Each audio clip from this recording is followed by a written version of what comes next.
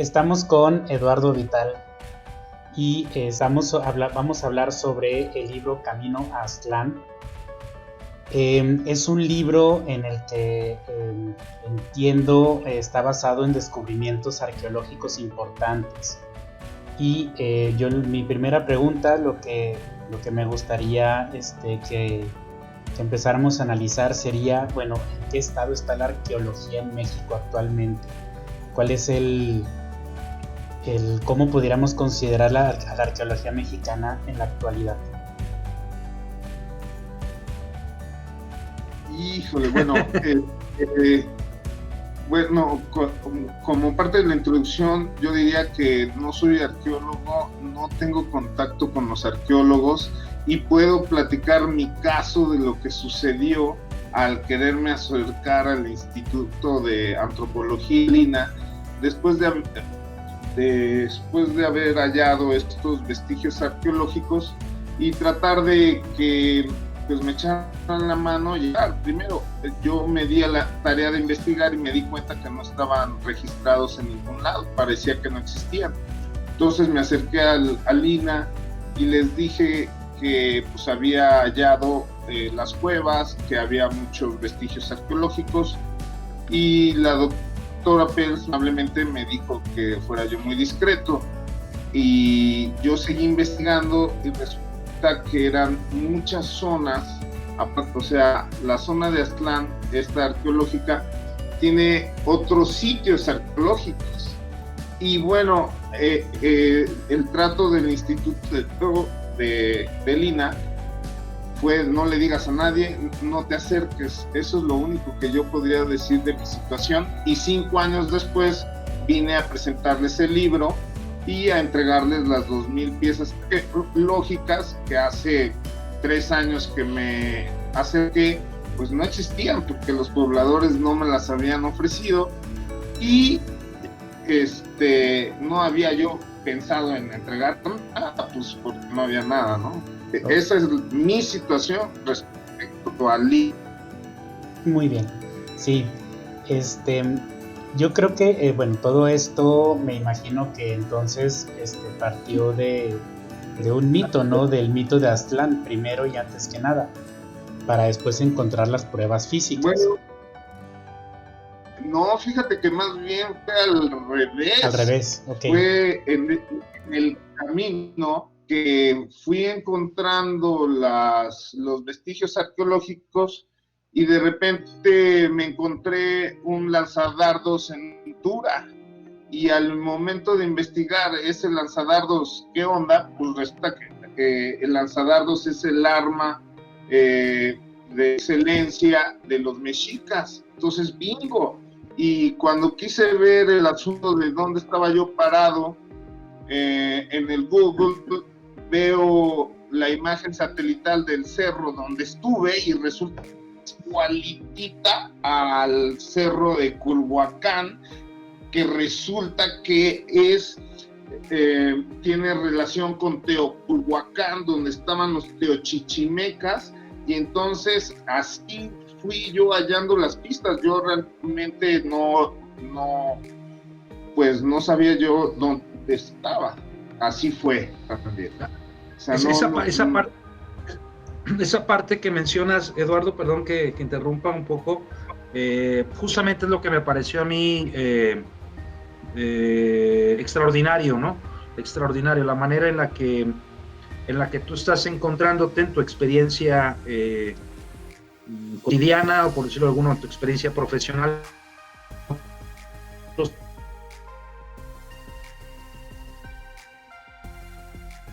sitios, bueno, y empiezas a relacionar, que esto me parece a mí muy, muy importante, cómo incluso viste una imagen a nivel satelital, lo hemos conversado en otras ocasiones, y cómo entonces comenzaste a ver como ciertas coincidencias que te hicieron a ti pensar en que fuera posible estar en un lugar como Aztlán, ¿no? Y lo que sucedió en el INA nuevamente es que la primera vez fui a avisar que había hallado varios sitios arqueológicos y que valía la pena defenderlos, protegerlos, porque ahorita están olvidados, desprotegidos, grafiteados, incluso en la cueva principal fueron a poner arneses y ahorita están bajando con arneses por la cueva principal, exploradores. Entonces imagínate la situación, pues para mí terrible. La segunda vez que fui, 3 años después, y les dije que era Aztlán, y que yo suponía que era Aztlán, y le presenté las pruebas a la doctora Pérez, que muy amablemente me volvió a atender, y me dijo pues todo el asunto del mito, y que era muy difícil, y que pues yo no era nadie tampoco, porque yo soy psicólogo, pues que yo no tenía, y me invitó a hacer el libro. O sea, me dijo, todo lo que me acabas de explicar, pues haz un libro y pues va a ser muy interesante. Y eso fue lo que pasó.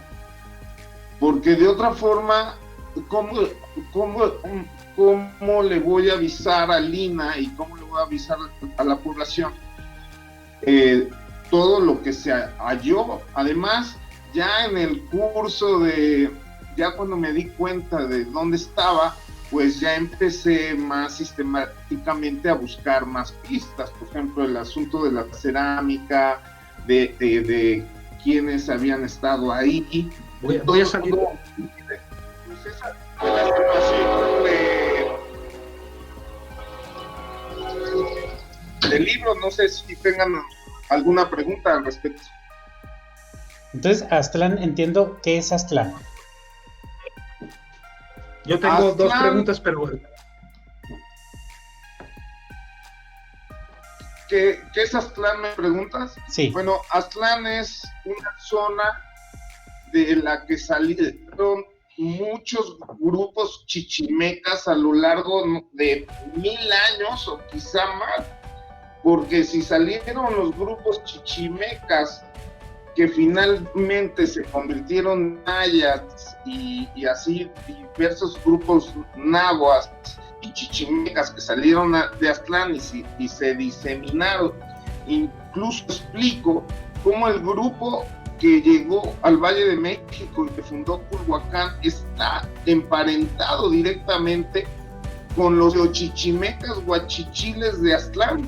Entonces esa conexión hace que incluso el mito invite a los que llegaron al Valle de México en el 600 y que en el 900 tuvieron problemas a ir por sus primos a Aztlán.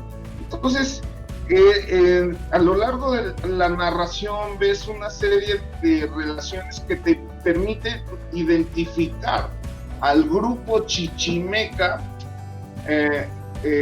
mexica muy especialmente, o sea, tiene sus detalles y están emparentados con los teochichimecas y los teochichimecas con los chichimecas guachichiles, según las narraciones de los primeros hispanos que llegaron aquí y que se enfrentaron a ellos, además, durante 50 años en la guerra chichimeca. Okay. Entonces hay mucha información en ellas acerca de esos grupos y por eso podemos, por ejemplo, aclarar por qué el supuesto cerro de Guanajuato no es Aztlán o Chicomostoc, como dicen, o por qué Tepic Nayarit no es Aztlán, como dicen algunos, pero no lo dice Lina, lo dicen también gente como yo, que no somos arqueólogos ni gente de Lina. Uh-huh. Julio, ¿ibas a preguntar algo? Sí. Esto que preguntabas me parece una excelente pregunta previa a lo que yo quería también comenzar con Eduardo, que es, le preguntaste por Aztlán y ya había habido, ¿no? Había habido al menos 2 o 3 lugares, ahorita nos lo vamos a recordar bien, que nos favor Eduardo de platicar, que se había localizado supuestamente Aztlán, rompiendo con toda esta idea mítica del mismo, del nombre Aztlán, una en Tepic ¿no? La isla de Escatitlán, otra en Guanajuato y otra en Nuevo México. ¿Por qué, Eduardo, no es Aztlán estos lugares que se habían mencionado y acá sí, digamos? Bueno, hay otro detalle. En Aztlán resulta que de Aztlán salieron varios grupos. Entonces en Aztlán hay varios sitios arqueológicos. Entonces, de entrada, tenemos un lugar, Aztlán, con varios sitios arqueológicos. Uno de estos sitios arqueológicos tenemos la nota de que es un cerro curvo, que es Culhuacán, y es el viejo cerro curvo, o sea, Teoculhuacán. Entonces, esa es la primera razón por la que yo me atrevo a decir que este Aztlán sí es Aztlán. ¿Por qué? Pues porque tiene un cerro curvo. Otra cosa que debe de haber es un río en este Aztlán que cruzan, después de salir del cerro curvo, cruzan el río en balsas, o sea, no es un río, es un río hecho y derecho, y casualmente aquí, en este lugar, sigue existiendo el río y sigue existiendo en la forma del estanque, hay un estanque del Rosario, donde pescan incluso, y hay una represa, todo está hechecito, pero además, y entonces cruzan el río y llegan a una zona de cuevas, donde hay 6 cuevas, o 7, la leyenda dice 7 cuevas. Entonces, aquí, en este lugar, en los campos, junto con las negritas, se junta todo eso. En los otros lugares no. Y además de estos 3 detalles de Cerro de Culhuacán, el río y las cuevas, debe de haber chichimecas, mexicas y huachichiles, o sea, cazadores recolectores. Esa es la primera razón por la que el Aztlán de Guanajuato no es Aztlán. ¿Por qué? Porque la gente que está ahí no son cazadores recolectores, ya son agricultores y dominan. Entonces no pertenecen a ese grupo y sin embargo son primos, pues están en la frontera, imagínate, están. Es más, el paso de las negritas de Aguascalientes a Guanajuato se hace por el Tecuán, adelantito de la zona de la que estamos hablando. Estábamos hablando de las negritas, después sigue Chinampas y después sigue el Tecuán. Y adelantito ya está el Póporo y toda la parte de los indígenas de Guanajuato, que son agricultores, no cazadores recolectores. Y de Mezcatitlán, de la isla de Mezcatitlán, no, bueno, pues ya está, ahí ya no tengo gran cosa que decir, más que Lina mismo pues ya ha dicho que pues por los tiempos y por los grupos y por varias razones, pues Mezcatitlán no es Aztlán. A lo mejor llegó ahí algún grupo chichimeca el año 1000, pero pues no. Eso es lo que tendría yo que decir. Entonces, recapitulando, en resumen, Aztlán es una zona muy vieja, con miles de años, de donde salieron muchos grupos chichimecas, de cazadores recolectores que están emparentados con el grupo de teochichimecas que llegaron hace 30,000 años y que devinieron en los chichimecas huachichil, dominaron el centro de Mesoamérica y de ahí se diseminaron a lo largo de, no sé, la leyenda diría que los teotihuacanos salieron de ahí, o sea, todos salieron de Aztlán. Entonces también Aztlán está situado geográficamente de tal forma que lleguen a todos lados, o sea, ¿cómo es posible que lleguen a Veracruz, lleguen a Guerrero y lleguen hasta Centroamérica? Pues están en el mero centro. Y pues es la posición geográfica esta de los campos y las negritas. No sé. Oye, Eduardo, nos estás comentando ya algunos elementos importantes para lo que te llevó a ti no solamente a escribir el libro, sino a de alguna manera constatar o expresar o manifestar, digamos, dónde es el lugar de Aztlán. Pero tienes otras pruebas bueno, digo, a mí me tocó, tuve el honor de acompañar el proceso editorial del libro, y tienes otros elementos que a ti te sirven en el libro para constatar esas. ¿Nos puedes comentar un poco de estas otras pruebas? Bueno, también existe un mapa en el Códice Solot que curiosamente no estaba bien indicado qué era ese mapa, y moviéndole resultó que es el Cerro Curvo, que es precisamente la portada de mi libro. Entonces, entonces está la portada de mi libro y ahí está el Cerro Curvo. Si lo puedes subir tantito, Julio, ahí está el Cerro Curvo. Entonces, ahí está el mapa, y cuando yo vi el mapa dije, no es posible, está igualito el Cerro Curvo, y ahí me puse a investigar todavía más afán, por los diversos sitios, y la gente colaboraba. Llegábamos a los otros sitios y nos decía, pues, búscale por aquí, búscale por acá y vas a llegar a tal cosa. Y así llegamos a los 8 sitios arqueológicos que están marcados en los mapas, que hicimos el mapeo de lugar y ubicamos pues dónde están las pinturas, dónde están los cimientos, dónde está la zona religiosa, dónde están las cuevas. Cada cueva está señalizada, eso también es una cosa sorprendente.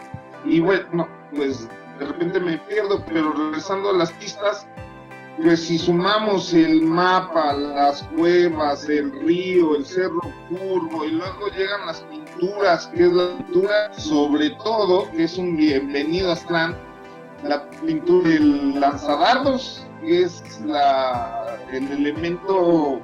Bueno, hasta el final llegó el lanzadardo, se le mandó al rey de España un lanzadardo, ¿no? Que era pues el arma por excelencia de los mexicas. Y además, investigando, resulta que ese árbol o lanzadardos es una herencia asiática. Los asiáticos llegaron y pues por eso pudieron conquistar, y pues es la herencia de la emigración asiática, el lanzadardos, y ese es el sello de que tiene que ver con los chichimecas, los teochichimecas. Los teochichimecas son los chichimecas originales, de donde salen todos los grupos chichimecas nahuas que fueron repartiendo dioses, idioma, creencias, narración. La misma narración de Aztlán, de cómo salieron, todo el discurso es igualito en 25 narraciones históricas, según Navarrete, que es un súper historiador de la UNAM. 25 fuentes son igualitas, y en 50 fuentes podemos encontrar más o menos la misma narración. Salieron de Aztlán, de Cerro Curvo, cruzaron el río y anduvieron. ¿Y qué importancia tiene para la historia este descubrimiento, Eduardo? Ya hablando como mexicano, pues es importante porque Aztlán, pues se supone que es el lugar de donde salió la nación chichimeca, de la que conquistó finalmente Cortés. Y bueno, ahí también viene la historia de por qué somos mexicanos, porque mexicano se deriva de Mexitín, y Mexitín resulta que tiene que ver con la laguna del lago de la luna, Meztliapán. Entonces los aztecas chicomostocas Mexitín, que salieron del Cerro de Culhuacán, y el Cerro de Culhuacán en su forma nos daba el Cerro de la Luna, y de ahí salieron del Cerro de la Luna, por eso son mexicanos. Entonces, bueno, eso también lo explico, y es importante pues porque de ahí salió la idea del nombre de mexicanos. Y bueno, ya un historiador y antropólogo podría extender este tema de la importancia para nosotros. A veces parecería que la historia de México y de la época prehispánica parecería que ya estaba contada, ¿no? Porque pues así vienen los libros de texto y demás. Y este tipo de descubrimientos yo creo que son muy importantes, pero casi mediáticamente no hay tanto eco, no hay tanta de la reconstrucción de nuestra propia historia, de estos descubrimientos que se siguen dando. Creo que no hay tanto eco. ¿Cómo lo visualizas, Eduardo? Bueno, mi arco, el grupo de antropólogos e historiadores, pues me pude dar cuenta que son muy poquitos. La encargada de Lina, la doctora Pels, la razón que me dio no encargarse de las culturas y de nada es pues porque no hay arqueólogos, porque no hay dinero, pues porque no hay historiadores y porque a nadie le importa. Entonces, por ejemplo, en el caso muy específico de Aguascalientes, es un estado sin historia antes de los españoles. Pareciera que la historia de Aguascalientes empieza cuando llegaron los españoles, y pues yo dejo en el libro constancia de que no solamente no empieza cuando llegaron los españoles, sino que había una sobrepoblación aquí que obligó a las emigraciones. Entonces la pregunta es, ya para los historiadores es, y que me explico en la parte final del estudio introductorio, ¿qué fue lo que pasó con los millones de indígenas chichimecas que estaban aquí en Aguascalientes, Zacatecas, San Luis Potosí, Jalisco? ¿Qué pasó con ellos? ¿Dónde están los centros ceremoniales? Por lo pronto, aquí en Aguascalientes, aparentemente no hay uno, que es el Ocute, y es mínimo, o sea, no han hecho nada. Entonces, pues hay que reescribir la historia de México en muchas partes que ha sido olvidada, porque por ejemplo, pues hay todos los recursos para el Templo Mayor y todos los recursos para Tulum, y historiadores extranjeros y antropólogos extranjeros, y son extranjeros porque aquí para ser historiador necesitas pues tener muchos recursos porque no hay becas, ¿no? Yo quise hace 5 años hacer el doctorado en antropología y me dijeron que era tiempo completo y sin beca. Entonces, pues así como que, entonces para ser historiador, pues requieres un capital, muy grande como para hacer un doctorado en 5 años sin ingresos. Imagínate, por eso estamos como estamos. Y bueno, imagínate, los historiadores son pues parientes de los que nos conquistaron. Entonces también para ellos es muy difícil hablar un poco de lo que hicieron sus parientes, pues para acabar con los chichimecas. Pues por ejemplo en Aguascalientes, pues la gente bien es descendiente de las calles, todo tiene que ver los héroes españoles que conquistaron esto. Pues imagínate que digas que son genocidas o algo así por el estilo, pues no creo, por eso es difícil hablar de estos temas y por eso pues, no pasan en la tele. Fíjate que Sin embargo, por eso mismo también la importancia de esto que mencionabas antes, de reescribir, ¿no? De reescribir la historia, por supuesto, ¿no? Raúl, ¿tú crees? Sí, por eso yo digo, creo que el hecho de descubrir, bueno, se me hace un poco difícil la historia de México porque en realidad los conquistadores terminaron con esa historia, o sea, fue parte del colonialismo, el acabarla, o sea, acabar con códices, acabar con dioses, acabar con religión, acabar con cultura, acabar con todo. De alguna manera pudo sobrevivir ciertas, por eso yo me remito al mito, por eso comencé con el mito, porque siento que pudiera haber ahí algunas cuestiones en el habla, en la lengua, en las historias que cuentan normalmente de padres a hijos, que pudo haber quedado algo ahí de todo este vestigio, más allá, pues bueno, de que haya pruebas enterradas y que haya otras muchísimas más, pero también en estos lugares tiene que haber algo en el ambiente, ¿no? Me refiero, o sea, en la creación del mito. Mira, pareciera que es mito lo del genocidio, pero no quedó nadie, por eso aquí en Aguascalientes, en esta zona de San Luis Potosí, Zacatecas, Aguascalientes, no quedó nadie. Por eso además no hay ningún apego a ningún vestigio arqueológico, claro, nada. Sí. Ahora, los indígenas que trajeron son indígenas traídos de Tlaxcala y de por allá, porque se movieron todos, y además ahí está escrito en el estudio introductorio, dejo claro cómo hubo una política de acabar con todos, o sea, no fue casualidad, o sea, era política del virrey acabar con todos, y se le pagaba a los españoles por indígena masacrado, y además les pedían las cabelleras, ¿verdad? Les pagaban por las cabelleras. ¿Cómo? Les pagaban por las cabelleras. Sí, o sea, si tú matabas indígenas, le pagaban, y además esos indígenas tenían una esposa y tenían unos niños.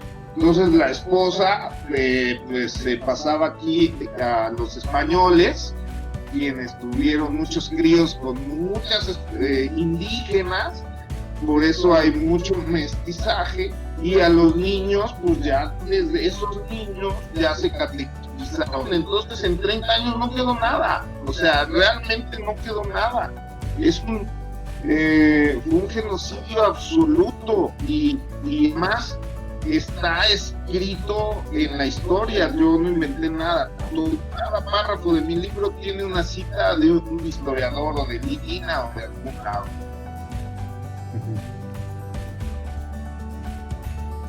Entonces, bueno, eso que me dices, oye, los mitos en la zona, además, la zona esta quedó despoblada, o sea, en 1603, esa es la última pintura que hay, bueno, la última porque en una piedrota que yo digo que es la piedra de los sacrificios de este centro ceremonial, abajo dice 1603, y según la narración de los españoles, esa zona de Ojuelos fue la última en caer.